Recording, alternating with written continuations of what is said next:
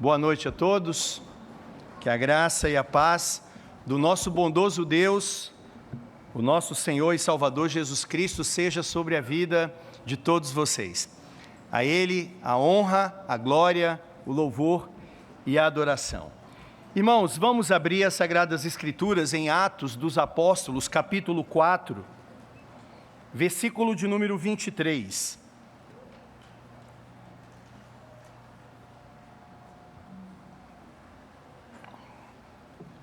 Atos dos Apóstolos, capítulo 4, versículo 23. Acompanhe a leitura com muita atenção, reverência, essa é a palavra do Senhor. Eu vou ler do versículo 23 até o versículo 31.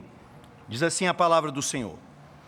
Uma vez soltos, procuraram os irmãos e lhes contaram quantas coisas lhes haviam dito os principais sacerdotes e os anciãos. Ouvindo isto, unânimes, levantaram a voz a Deus e disseram: Tu, soberano Senhor, que fizeste o céu, a terra, o mar e tudo o que neles há, que disseste por intermédio do Espírito Santo por boca de Davi, nosso pai, teu servo.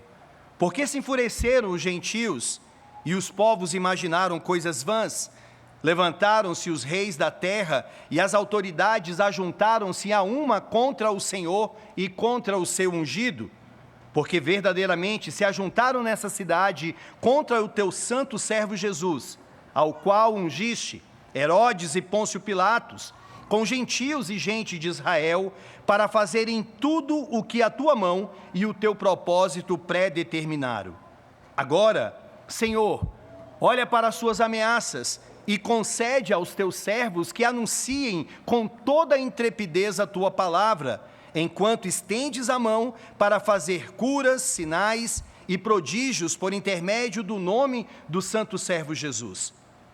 Tendo eles orado, tremeu o lugar onde estavam reunidos, todos ficaram cheios do Espírito Santo e com intrepidez anunciavam a palavra de Deus.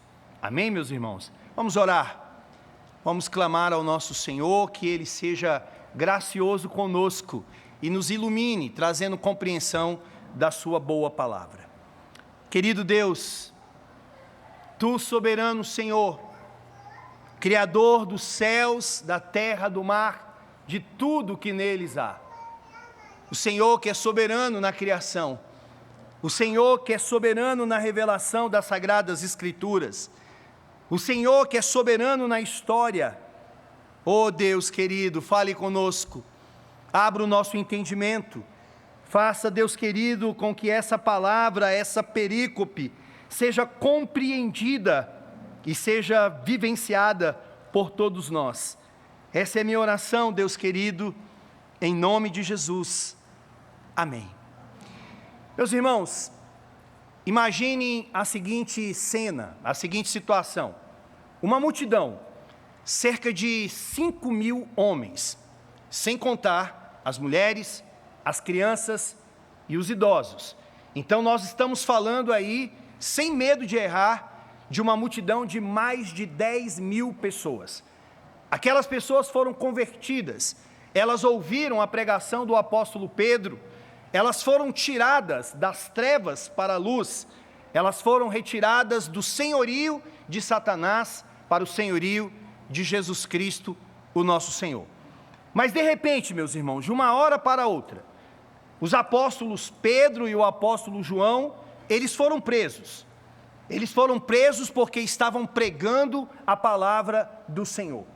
E como ficou aquela multidão de novos convertidos? Qual foi a reação deles? Eu fico pensando o que passava pela mente daquelas pessoas. De certo que eles diziam uns aos outros: será que nós veremos ainda os apóstolos? O que vai acontecer com eles? Será que o destino deles será o mesmo destino de Jesus Cristo? Eles também serão mortos. Mas, irmãos, graças a Deus, no outro dia, os apóstolos foram soltos e procuraram os irmãos, procuraram aquela multidão e falaram todas as coisas que tinham acontecido, mas falaram também que eles haviam sido proibidos de pregarem no nome de Jesus Cristo. A proibição, meus irmãos, é que eles não poderiam falar e nem ensinar nada no que tange a Jesus Cristo, o nosso Senhor. Irmãos, se isso acontecesse conosco, se nós fôssemos ameaçados de não podermos pregar mais a palavra de Deus, se você pregar, você vai ser preso, o que faríamos? Continuaríamos pregando a palavra do Senhor? Continuaríamos anunciando as boas novas, mesmo sabendo que haveria sanções? Agora, o que a igreja primitiva fez? O que aqueles irmãos ali no começo da igreja neotestamentária, eles fizeram? Qual foi a reação deles diante daquelas ameaças? É isso que nós vamos ver nessa noite. Nós vamos ver, meus queridos irmãos, qual foi a atitude deles em 6 pontos. E o primeiro ponto, meus irmãos, é que diante das ameaças do sinédrio, da alta cúpula judaica daquela época, a igreja orou. Essa foi a atitude deles. Eles oraram, eles clamaram a Deus, eles levantaram um clamor em confiança no Deus que criou os céus e a terra. Olhe para o versículo de número 23, vejamos se de fato é isso que aconteceu. O texto começa assim: uma vez soltos, quem? Pedro e João, que foram presos, procuraram os irmãos. Alguns comentaristas acreditam que esses irmãos aqui se refere apenas aos apóstolos, e outros, uma grande maioria, acredita que eles procuraram a igreja como um todo, que estavam lá os apóstolos e estavam também aquela multidão de mais de 10 mil pessoas. Eles procuraram a igreja e lhes contaram quantas coisas lhe haviam dito os principais sacerdotes e os anciãos. O que os anciãos haviam dito a eles? Isso está no verso de número 18. Olhe para o versículo 18. Chamando-os, ordenaram-lhes que absolutamente não falassem, nem ensinassem em o nome de Jesus. Essa foi a ameaça, essa foi a ordem que deram aos apóstolos, mas os apóstolos logo de cara, logo de imediato, eles não aceitaram isso. Eles disseram que antes agradar a Deus do que agradar aos homens, mas eles levaram essa notícia à igreja, aos novos convertidos. Agora pasmem, meus irmãos, vejam a atitude da igreja. Olhe para o versículo de número 24. Ouvindo isto, unânimes, ou seja, todos eles, de acordo, levantaram a voz a Deus e disseram. Sabe o que eles fizeram? Eles oraram. O que a igreja primitiva não fez diante das ameaças que eles sofreram? Eles não se esconderam. Eles não pegaram em armas, em paus, em pedras, espadas e se levantaram contra as autoridades daquela época. Eles não se vitimizaram, não ficaram chorando, murmurando, reclamando das coisas que estavam acontecendo com eles. E também, eles não produziram discursos filosóficos que não trazem nada de produtivo. Eles não fizeram isso, meus irmãos. Eles oraram. Eles clamaram a Deus, unânimes, diz o texto, levantaram a voz a Deus. É isso que eles fizeram. Sabe o que nós aprendemos aqui, meus irmãos? A oração é algo essencial ao povo de Deus. A oração é um meio de graça que o Senhor nos concede. A oração é uma atitude de humildade nossa, ao reconhecermos que diante das ameaças, diante das situações desta terra, deste mundo caído, nós não conseguiremos vencer sem a dependência do nosso Deus. Oração é nós falarmos: Senhor, sem o Senhor eu não consigo, mas com o Senhor eu sou mais do que vencedor, porque o Senhor está comigo. Nós devemos orar pedindo a Deus sabedoria, pedindo a Deus discernimento, pedindo a Deus graça. E foi isso que aqueles irmãos, eles fizeram. Eles oraram, meus irmãos. O reverendo Hernandes Dias Lopes, comentando esse texto, ele diz que a oração, ela é a arma da igreja. É a arma de guerra da igreja. Ele diz que quando nós nos curvamos diante de Deus, nos levantamos diante dos homens. Quando nós colocamos os nossos olhos em Deus, nós perdemos o medo das ameaças dos homens. Por quê? Porque os nossos olhos, eles estão fitos no Senhor. John Bunyan, um puritano, um homem que era conhecido por ter o seu sangue biblino, ou seja, um homem da Bíblia, um homem que conhecia as Sagradas Escrituras, mas que também orava. Ele dizia: há muitas outras coisas que um cristão pode fazer, além de orar, mas não há nada que um cristão possa fazer até que ele comece a orar. A primeira coisa que nós temos que fazer é orar. Não é eu vou fazer isso, eu vou fazer aquilo, eu vou tomar tal atitude, eu vou para tal lugar. Não, primeiro ore. Primeiro clame a Deus, primeiro peça ao Senhor orientação, aí sim, depois faça, depois vá. Mas a primeira coisa é orar. Meus amados irmãos, John Knox, o pai do presbiterianismo escocês, aquele homem era conhecido não somente pela sua erudição, pelo seu conhecimento das Sagradas Escrituras, mas também e principalmente ele era conhecido como um homem de joelho no chão, como um homem de oração, um homem que clamava a Deus, tanto que a rainha, a sua arqui-inimiga, a rainha Maria, ela temia mais aquele homem orando do que todo um exército. Ela dizia isso: eu temo mais este homem orando do que todo um exército se levantando contra mim. Porque a oração não é a oração que é poderosa, mas é o Deus que nós estamos conversando que é poderoso. É Ele que salva, é Ele que abre portas, é Ele que dá discernimento, é Ele que faz com que pessoas sejam salvas. Por isso que nós devemos orar. Orar diante das ameaças, orar diante das enfermidades, orar pela nossa vida, orar pela plantação de igrejas, orar pela viagem, orar para que Deus seja conosco aonde nós estivermos. É isso que temos que fazer, e foi isso que a igreja primitiva fez. Eles oraram. Agora, irmãos, Tiago, ele fala que nós oramos, nós não podemos orar mal. Ou seja, orarmos simplesmente para os nossos deleites, ou sem um embasamento bíblico. Mas não foi isso que a igreja primitiva fez. Eles mostraram um conhecimento teológico tão profundo, meus irmãos, que isso deve ser imitado por nós.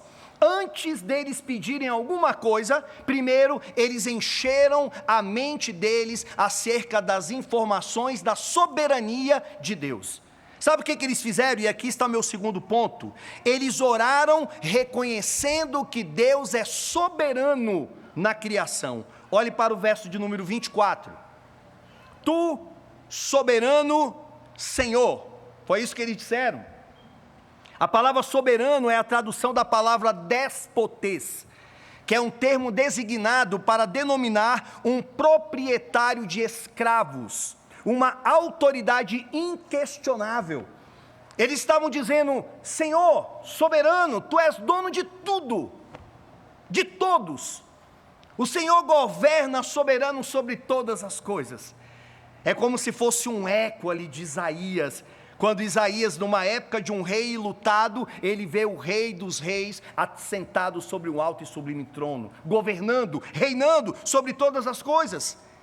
Sabe o que eles estavam dizendo, meus irmãos, quando falaram que Deus é o déspota, que Deus é o soberano? Eles estavam dizendo: não é o Sinédrio, não é Herodes, não são os judeus, não é Pôncio Pilatos. Acima desses homens existe um Deus que é soberano. Tu, soberano Senhor, é o Senhor que está no controle de tudo.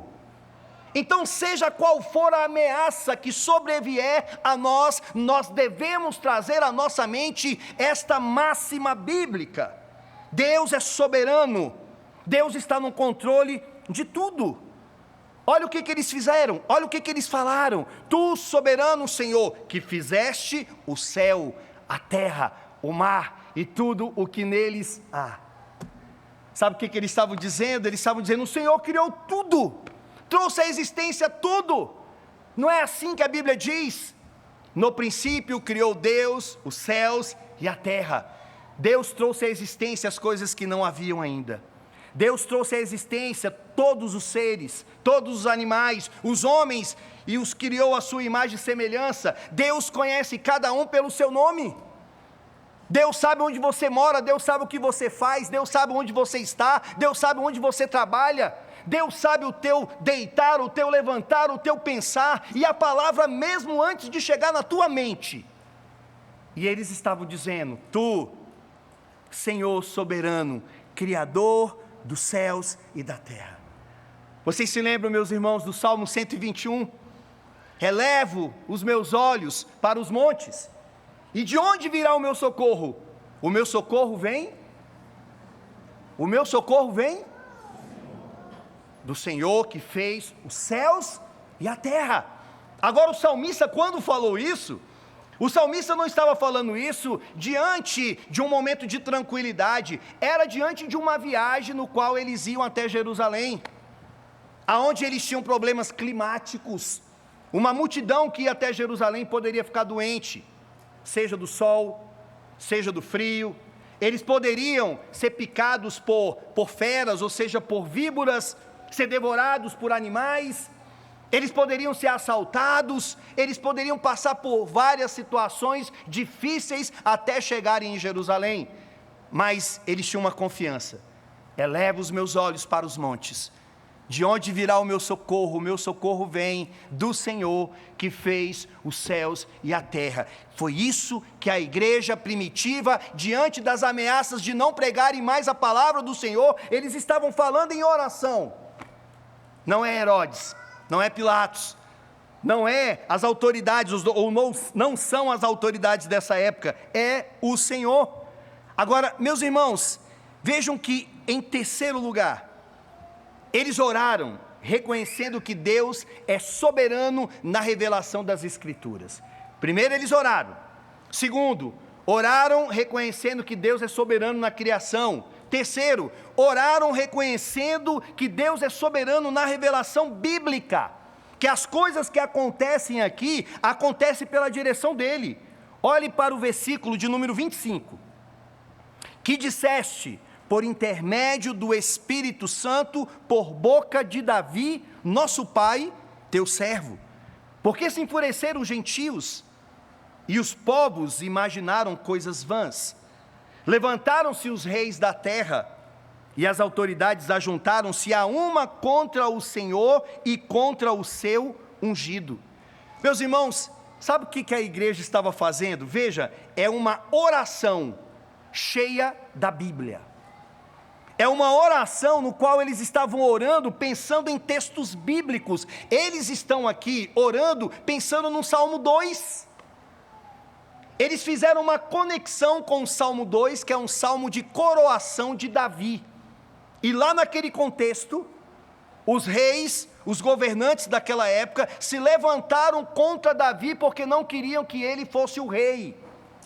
E Davi então, ele fala pelo Espírito Santo, e diz o texto bíblico lá no Salmo de número 2, que Deus lá do céu, diante daquela situação, ele riu. Ou seja, mostrando que aquelas pessoas, que aqueles governantes não poderiam impedir os decretos de Deus, a vontade do Senhor. E agora, no contexto de Atos dos Apóstolos, os novos convertidos, eles estavam também entendendo que as ameaças que eles estavam sofrendo, as ameaças que os apóstolos estavam sofrendo, de que todo levante contra a igreja, existe também um Deus que está no céu, que está rindo diante de tudo isso. Porque ninguém pode impedir o avanço da igreja, o avanço dos decretos de Deus. Tudo vai acontecer de acordo com o que Ele quer, da maneira como Ele quer, porque Ele é Deus, Ele é soberano. Irmãos, vejam que nesse texto, eu gostaria de parar um pouquinho mais aqui nesse texto. Nós temos aqui o que nós entendemos biblicamente por inspiração bíblica. Olhe mais uma vez para o verso 25. Que disseste por intermédio do Espírito Santo, por boca de Davi, o nosso pai teu servo. Davi falou lá atrás, mas quem é que estava usando Davi? O Espírito Santo. O que é a inspiração das Sagradas Escrituras? senão homens que escreveram. Sim, foram homens que escreveram, mas homens que escreveram movidos pelo Espírito Santo de Deus, de maneira que a personalidade daquelas pessoas foi mantida, a inteligência deles foi mantida, mas não entrou erros. Por quê? Porque o Espírito Santo estava ali, agindo. Isso é inspiração, e é isso que a igreja primitiva estava orando, pensando nessas realidades tão maravilhosas, meus irmãos. Agora, em quarto lugar, a igreja orou reconhecendo que Deus é soberano no curso da história. Primeiro, eles oraram. Segundo, eles oraram dizendo que Deus é soberano, Deus é o soberano na criação. Terceiro, disseram que Deus é soberano nas Sagradas Escrituras. E agora, eles oram ainda na mesma oração, reconhecendo que Deus é soberano no curso da história. Olhe para o versículo de número 27. Porque verdadeiramente se ajuntaram nesta cidade contra o teu santo servo Jesus, ao qual ungiste Herodes e Pôncio Pilatos, com gentios e gente de Israel, para fazerem tudo o que a tua mão e o teu propósito predeterminaram. Meus irmãos, quem matou Jesus? Quem matou Jesus Cristo? Quem foram os agentes humanos da morte de Jesus Cristo? Nós podemos colocar aqui os soldados romanos.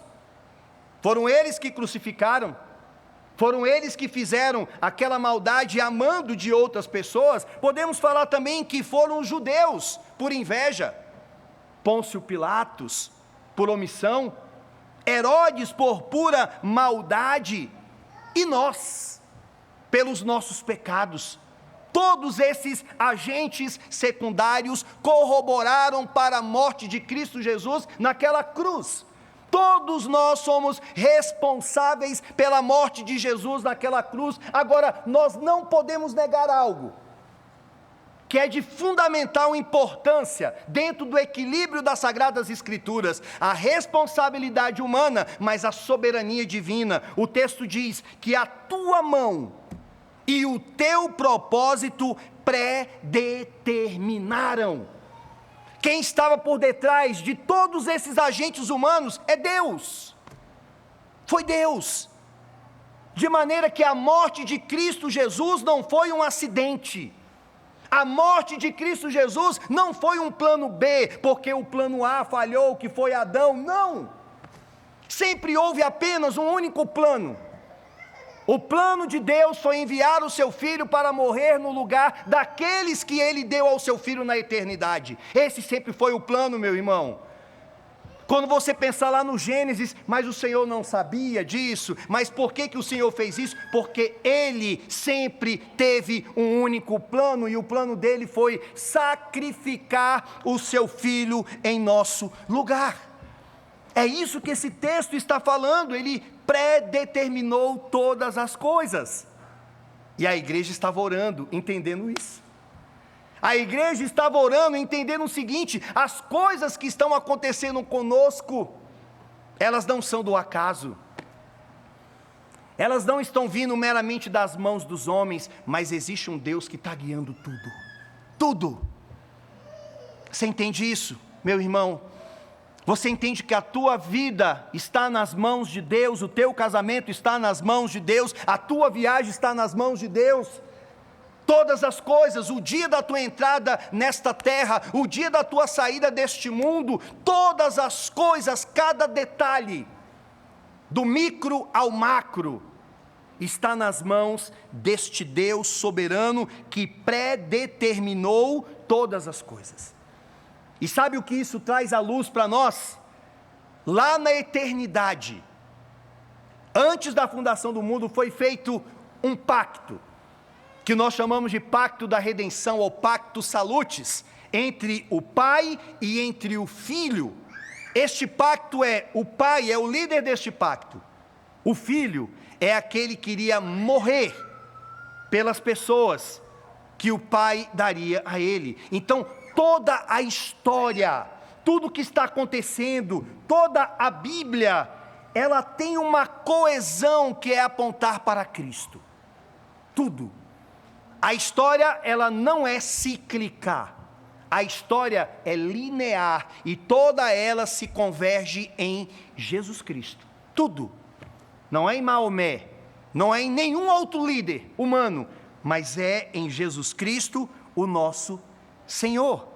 Agora, irmãos, em quinto lugar, eles agora vão pedir, porque até então, na sua oração, eles estavam exaltando ao Senhor pela sua soberania. Agora, na oração deles, cabe uma petição.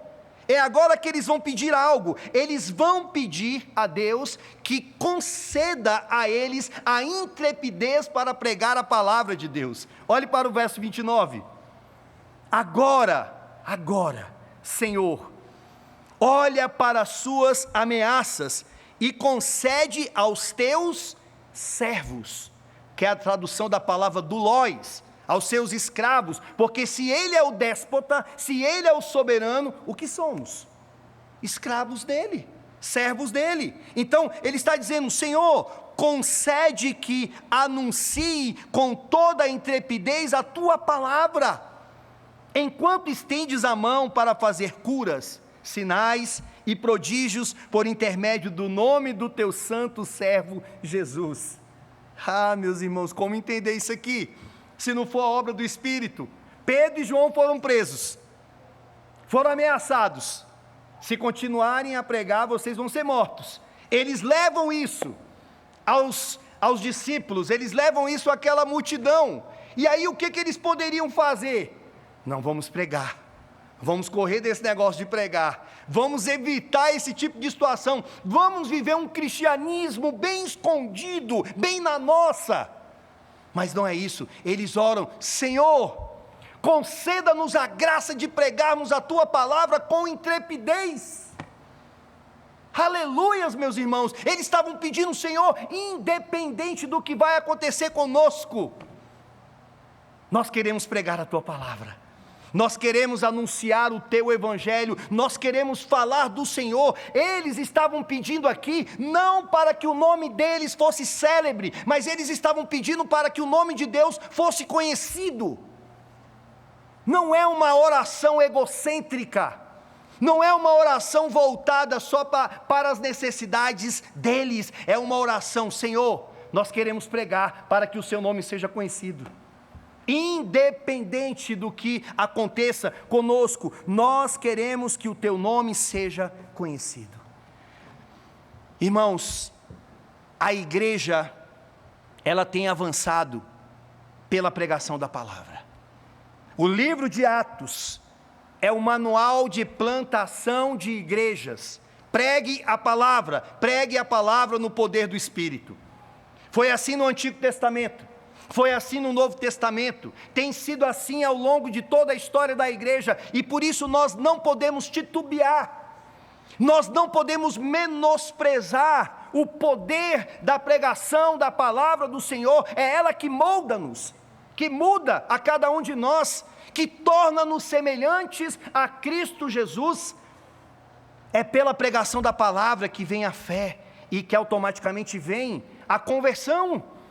É uma pena, meus irmãos, que muitas igrejas têm desprezado a pregação da palavra com entretenimentos, com coisas que simplesmente chama a atenção dos ouvintes, mas não é aquilo que Deus quer. Deus não quer palhaçada de púlpito, Deus não quer menosprezo da sua palavra. Havendo Deus falado de muitas maneiras e de muitas formas, Ele tem falado conosco, pelo seu Filho, na sua palavra. É aqui que Ele fala conosco, é aqui. Ele não aparece para nós teofanicamente, Ele não se revela mais ordinariamente em profecias, em sonhos, mas Ele fala aqui. E aqui Ele fala tão poderosamente como Isaías, quando disse lá atrás: assim diz o Senhor. Como qualquer outro profeta, é a voz de Deus. E por isso que a igreja primitiva orou: Senhor, deixa que a gente fale, Senhor, que a gente continue pregando a sua santa palavra. Será que Deus respondeu ao pedido da igreja? E aí entramos no sexto e último ponto. Veja que Deus, ele responde à igreja trazendo um avivamento. E ouvindo as orações deles, olhe para o versículo de número 31. Tendo eles orado, tremeu o lugar onde estavam reunidos.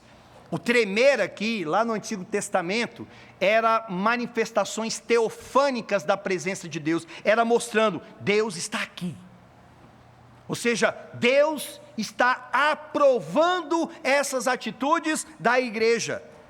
Tremeu o lugar onde estavam reunidos, todos ficaram cheios do Espírito Santo. E com intrepidez anunciavam a palavra de Deus. Então, Deus concedeu a graça para eles pregarem a palavra. Ou seja, mostra para nós que Deus, ele gosta disso. Tem muitas coisas aqui em Atos que não são normativos para nós, que aconteceram historicamente e ficou lá. Mas pregar a palavra não foi só para aquela época.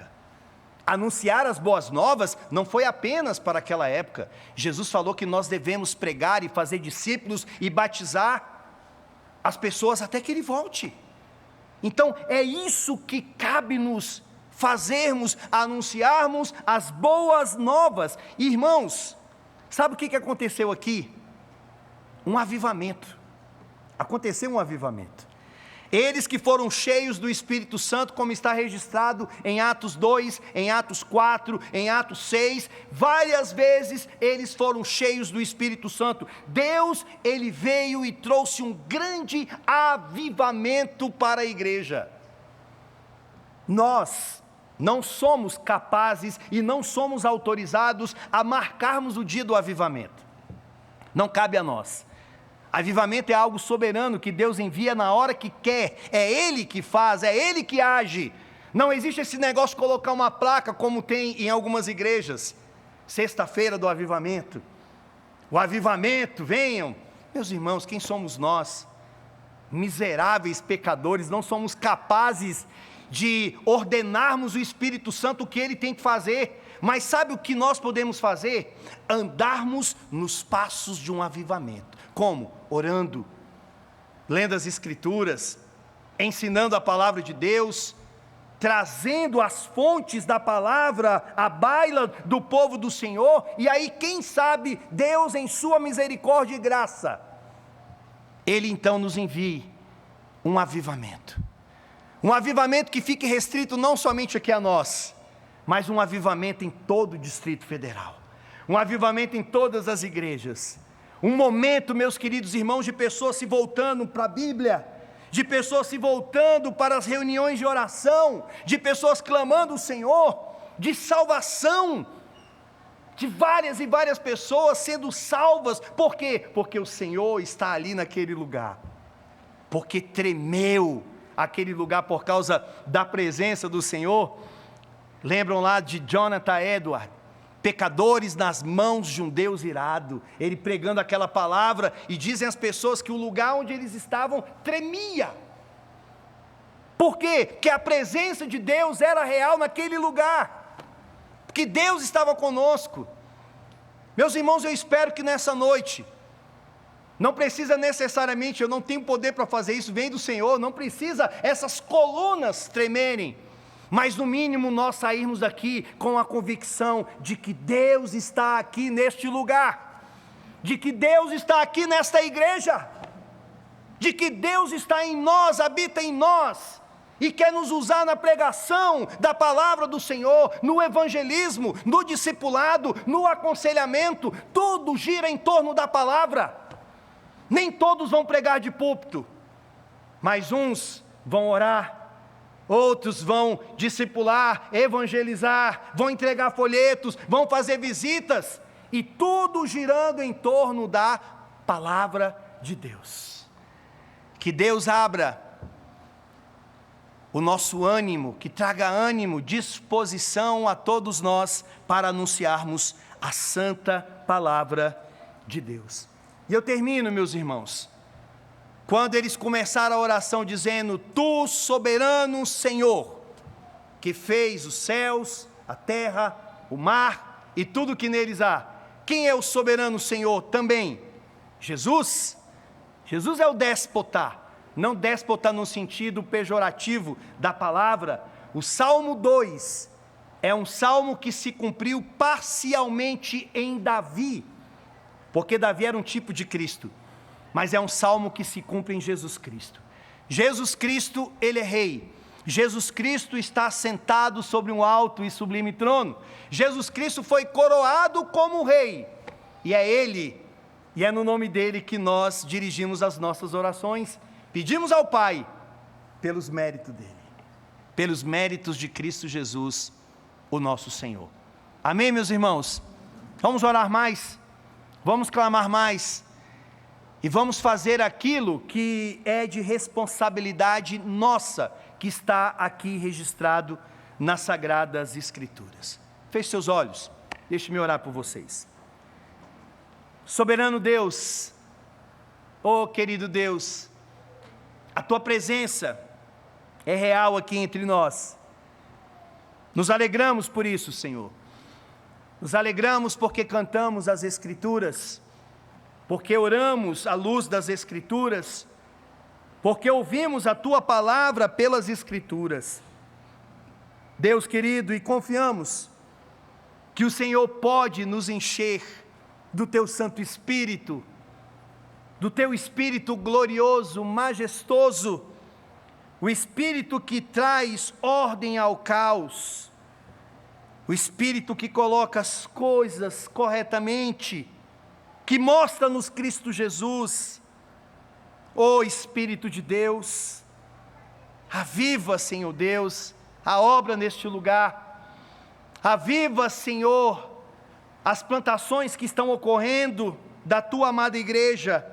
Nós que temos, Senhor Deus, esta incumbência tão maravilhosa da plantação lá no Noroeste, que seja no poder da Tua palavra, que seja na direção do Teu Santo Espírito, assim também lá na videira, assim também aqui conosco, e outras igrejas, Senhor Deus, que segundo a Tua boa vontade, nós, capacitados pelo Senhor, iremos plantar. Seja conosco, Deus, seja com o conselho desta igreja, seja com o reverendo Mateus, que o Teu Filho no abrir da sua boca, faça isso aqui, Deus, pregue com intrepidez, como disse o texto, com graça e cheio do Teu Espírito. Essa é a oração que eu faço, soberano Deus, em nome de Cristo Jesus. Amém.